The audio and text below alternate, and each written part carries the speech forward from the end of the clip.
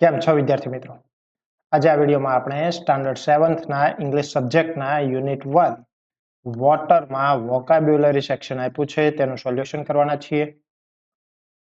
તો તેમાં આપણે અરેન્જ ધ વર્ડ્સ અને ક્લાસિફાય ધ એનિમલ્સ તે જોવાના છીએ.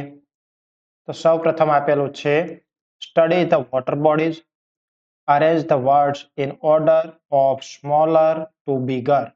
અહીં પાણીના વિવિધ સ્વરૂપો આપેલા છે અને તેને આપણે નાનેથી મોટેના ક્રમમાં ગોઠવવાના છે. તો અહીં આપેલું છે ઓશિયન એટલે સમુદ્ર, રિવર એટલે નદી, પોન્ડ એટલે તળાવ, લેક એટલે સરોવર, સ્ટ્રીમ એટલે ઝરણું, ફોલ એટલે ધોધ. તો તેને આપણે ક્રમમાં ગોઠવીએ તો સૌથી પહેલા આવશે ફોલ, ત્યારબાદ સ્ટ્રીમ, ત્યારબાદ પોન્ડ, રિવર, લેક અને ઓશિયન. સેકન્ડ આપેલું છે select the appropriate word from the bracket and write below the picture.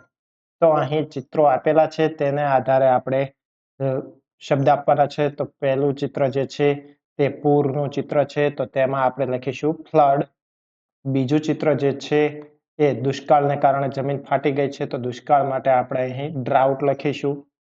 ત્રીજું ચિત્ર છે એ હિમનદીનું આપેલું છે, તો ત્યાં આવશે glacier.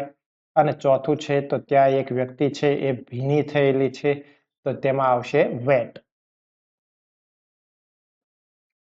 Classify the animals.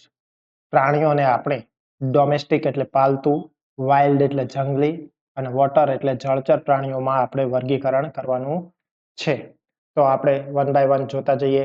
Lion તો આવશે wild animal, cow domestic, dolphin water, elephant wild, goat domestic, shark water, dog domestic, deer wild, whale water, cat domestic, tiger wild, turtle water, buffalo domestic, octopus water, bear wild, horse wild domestic, fish water, monkey wild, sheep domestic અને crab એ water એનિમલમાં આવશે. અન્ય વિડીયોની update સરળતાથી મળતી રહે એટલા માટે ચેનલને સબસ્ક્રાઇબ કરશો. Thank you.